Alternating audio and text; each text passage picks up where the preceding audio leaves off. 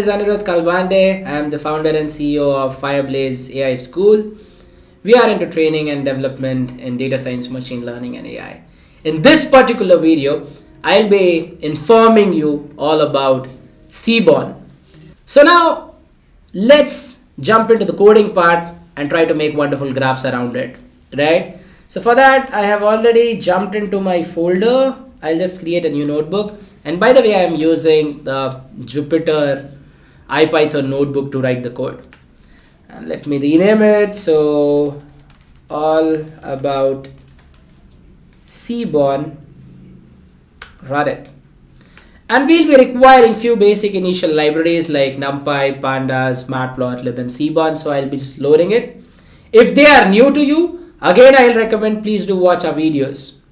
So import NumPy as NP, import Pandas as PD, import matplotlib.pyplot as PLT, and import Seaborn as SNS. Now Seaborn is being loaded as an alias name as SNS. So all the graphs whichever you are access within the Seaborn would be used with SNS prefix. Okay, that's the alias name. That is standard, but you again have the privilege to use whatever you want, right? Now, to work on this, what I'll be doing is I'll be creating I'll be getting a data set. I'll not create, I'll just load a data set. And that data set would be of automobile or a restaurant. Let's see what it is. Okay. So df1 is equals to sns dot load underscore data set, and within this maybe let's do it with tips. Let's talk about restaurant data so that it is familiar for everyone to connect with the domain. And the data set name is tips, and if I run it, if I get df1 dot head and show you. So if you can observe, I'll just zoom in for you. Yup, the data set is quite visible to everyone. So we have total bill, tip, sex, smoker, day, time, size. So these are around 7 features or 7 columns which are there in this data set. And I have loaded this data set using sns.load underscore data set. Now load underscore data set will just load the default data set which are already present over there in Seaborn. So that's why you have a lot of them. If you write MPG, you will get an automobile data set. If you write flights, you get a flights data set. So there are a few sample data sets which are already available in Seaborn. I am just loading one out of them. Okay. And to see a list of all the entries, right? To see a list of all the different available data sets, there is a code. Try to search that code on your own and do let me know in the comment below, right? It's a very easy one. You should know how to do these things. So that's why I'm leaving that up to you. Let's see if you can do it or not. Now, jumping to the next part, let's write df1. And in df1, we do have this. So something about the data, let's talk. So the data set, if you can see, is about a restaurant. Within that restaurant, how people paid their total bill, tip, what was the sex of the person who paid the bill? Was he male or female? Was he or she smoker or not? What day, time, and size they came in the restaurant, right? So all the entries are about that.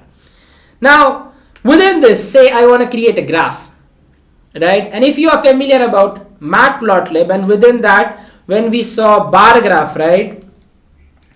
There, for creating a bar graph, we had to first count the number of males, the number of females, and then we have to visualize them. But whereas if you would have done that in Seaborn, it's quite handy, it's quite easy over here. Here, you just have to write a function name as count plot. So if you just write sns.countplot, and if you give a round bracket, and if you just pass the column, so suppose I pass the sex column, and that's it.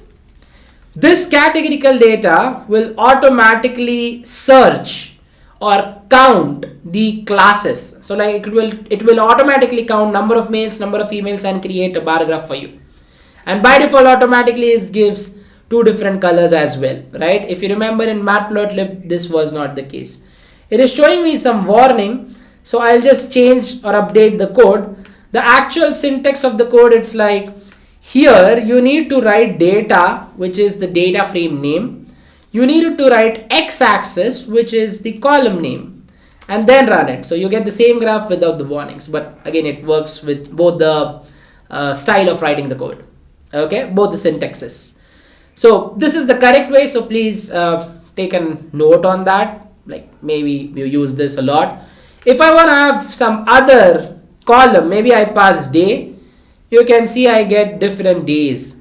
So Thursday, Friday, Saturday and Sunday. So major people in the restaurant have came on weekends, right? And if you want to cross validate the data, you can simply have say day dot value underscore counts. You can see around 87 folks came on Saturday. So Saturday green color is around 85, 87, right? More than 80. So that makes sense.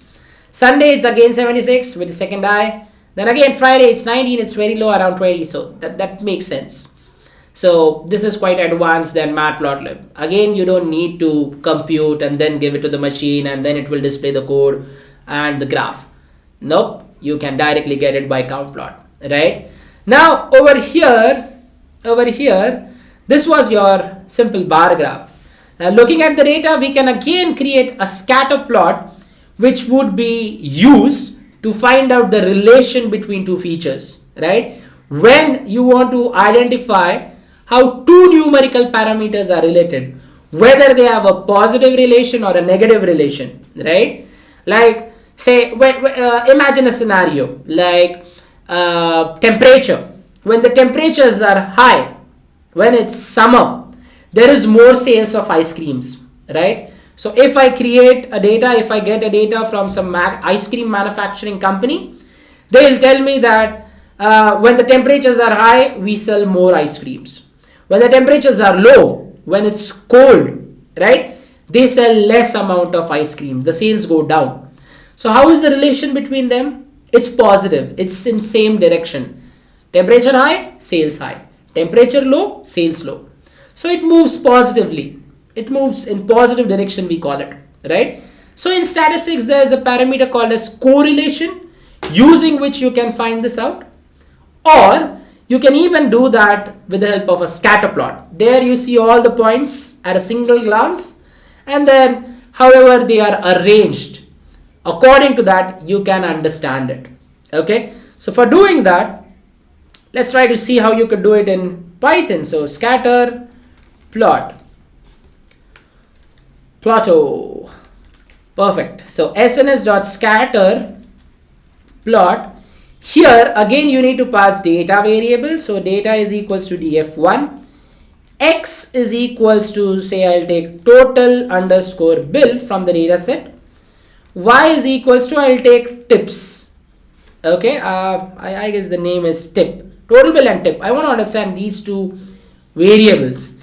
We want to understand that when someone gives more total bill, does the person equivalently give high amount of tip or not, right? So for that, what I can do is I can simply find out the relation. Now if you observe carefully, you can see that there is a positive trend. You can see that people with low amount of total bill have paid low amount of bill, and as it goes up, the total bill goes up, the tip as well goes up. So it's kind of a positive relation, right? So that's why what you can do is you can conclude over here that as total bill increases, the tip increase. It's positive. If it would have gone down, right, if major region would have been here and then bottom, we would have said that there is a negative relationship. Now this is very easy, right, to understand how the data flows, how are the relationships between multiple different features. This much you are able to do in matplotlib as well. But over here, the advantage is that you have a powerful parameter or an argument within this function called as hue, H-U-E. Using that hue, you can subset it. Now, let us say that you want to understand this feature with respect to, say, gender. Like, how are two different genders paying their total bill and tip? right? So what you can do is you can simply write, say, scatter plot. You can take data is equals to df1, x is equals to total underscore bill, y is equals to tip, and then you can have u as, say, sex column, and then you can write pld.show and run it. You can see that automatically the data has been converted into two different colors with respect to two different genders in the particular available column, sex, that is male and female, and the entire data is being colorful or divided into colors. Now you can see large bills, like if I just draw a virtual line over here at around 40, we can say that maximum bills which were paid above $40 were paid by males, because most of the points are in blue and blue represents male variable. Similarly, you can see that the dense region is being occupied by both the colors. So like around 10 to 30, 10 to 40 maximum bills are being evenly distributed among male and female, whereas the lowest bill according to the data has been paid by a female, right? According to the data, right? Are you getting my point? Like how this graph is being very, very helpful to us. Again, you can use only one hue at a time, but that hue could be any kind of a numerical or a categorical variable. But again, make sure for the simplicity of the graph, the hue should not have lot of sub features. Like in the sex column, there are only sub categories like male and female. If there are like around 30-40 subcategories, then this graph would be a mess. Okay, so don't avoid doing that kind of stuff. Now, I told you, if you remember that there was a correlation parameter. Now, correlation parameter was being helpful for understanding like how we can get an idea about the relationships, right? Now, obviously, you need to know more about statistics over here. So if you are really interested in all of this, right, and just don't want to stick to YouTube or something, you want to explore more, dive into this, make your career, I would recommend you to like search for some courses on Fireblaze AI School website. There's even something called as Fireblaze Academy, where you can do the course, give the quizzes, perform the assessment, do a lot of practice and solve a lot of assignments and get certified. So all of this is available. Just go on to fireblazeaischool.in or Fireblaze Academy. Just search on Google. You should get some good results. Okay. Now, but again, let's stick back to the video. Over here, suppose you have knowledge about correlation, right? I'll not get into the math part of it in this one, but I want to show you one more graph over here in Seaborn called as Heatmap, which is used to display the correlation parameters. So for that, what I'll do is I'll just give it as Heatmap, and within this Heatmap, right, you have an option to display correlation. And to get values of correlation, you have a function called as CORR, core. So if I write the entire data and if I write core over here, I'll get a matrix of some values. Now what those values means, let's not get into that part right now. Okay. And but again, if you want to know about the correlation, I'll attach a blog link below. Just check in the description. Now, if I write sns.heatmap and I just use these values of core, right? And then I write pld.show. So can you see that we are getting a heat map, and it is very easy for us, because imagine there would have been 15 different features, 15 rows, 15 columns. Right now there are only 3 numerical features in my data set. That's why it is just total bill tip and size. Total bill tip and size in X and Y. But if it would have been 15, it would have 15 rows, 15 columns, it would be 15 cross 15. There would be a lot of entries. For a human eye, relax. It would be very difficult to observe all the entries, absorb information out of it. And that's not possible, right? So that's why we create this heat map. Because it is very intuitive, attractive for human eye to digest, to absorb different colors. So therefore, whenever there would be an entry with high value, it would be in light color. There would be an entry with low value, it would be the dark color. And all the intermediate values between high and low would be in this color schema. And then according to that color schema, the palette and the values, the colors would be given to different blocks. So you can see here it's 1, 1, 1 in the diagonal, and 1 is white color, so it's white, white, white block. And there is a way using which you can even give annotate, that is annotations. If you make that parameter as true and run it, you get those annotations represented over the graph as well. So it's very easy for all the analysts and the scientists and management to learn about the values and features and their relationship with the help of this heat map, right? So 0.68 for total bill and tip, which is around this, which is some pink or magenta color, right? I'm not sure about the colors though, but yeah, that's how you make sense out of it. So yes, this is quite interesting, everyone. Please try to try it on your own once, I would recommend. And I am in this particular video stopping over here with these 3 graphs as an introduction of Seaborn for you. But yes, there are not just 3 graphs in Seaborn, there are like more than 20, 30 or even more high-end statistical graphs over there in Seaborn which we can explore.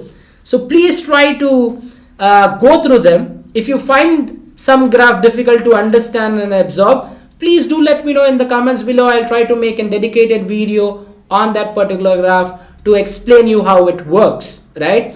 Otherwise, there are a lot of resources what we have already created, such as Fireblaze blogs, Fireblaze Academy, different courses, and on our YouTube channel also there are dedicated videos for all the things, right?